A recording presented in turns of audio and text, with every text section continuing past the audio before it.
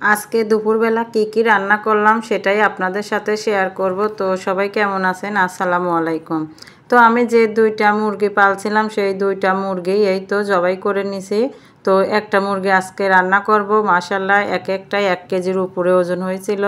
তো সেটাই আজকে রান্না করব। তো আজকে আমার এক ভাই আসার কথা ছিল, কিন্তু শেষ পর্যন্ত সে আর আসে নাই। পরে রান্নাবান্না শেষ করার পরে সে বলে যে সে আসতে পারবে না। তো কি আর করা, এই তো রান্নাবান্না করে আমরাই তো দুপুরবেলা সবাই মজা করে খেলাম।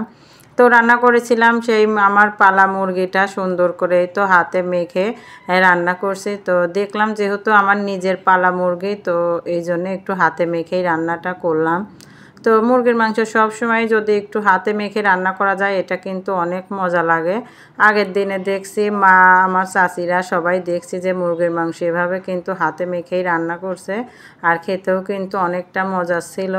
তো ওই সময় তো ছিল হলো শুধু দেশি মুরগি, এমনি ওই পাকিস্তানি মুরগি হোক আর ব্রয়লার মুরগি হোক ওইগুলো তো অনেক সেই সময় ছিল না, শুধু দেশি মুরগিই ছিল। হাতে মেখে রান্না করলে কিন্তু ওটা খুবই মজা লাগতো। তো আমি ওই রকম একটু হাতে মেখেই রান্নাটা করলাম। আর মুরগির মাংস আমি বেশিরভাগ সময় কিন্তু হাতে মেখেই রান্না করি। তো এই তো মুরগির মাংসটা নামানোর আগে আমি যে মশলাটা করছিলাম ওইটাই এই তো দিয়ে দিলাম। এই মশলাটা দিলে আর হয় কি কোনো ভাবসে গন্ধ থাকে না। তো তারপর রান্না করেছিলাম কয়েকটা ডিম, এখানে আমি 3টা ডিম সেদ্ধ করে নিয়েছি, আর আরেকটা ডিম এমনি শুধু তেলে একটু পোস্ট করে নিয়েছি যাতে ছেলে ওইটা খেতে পারে।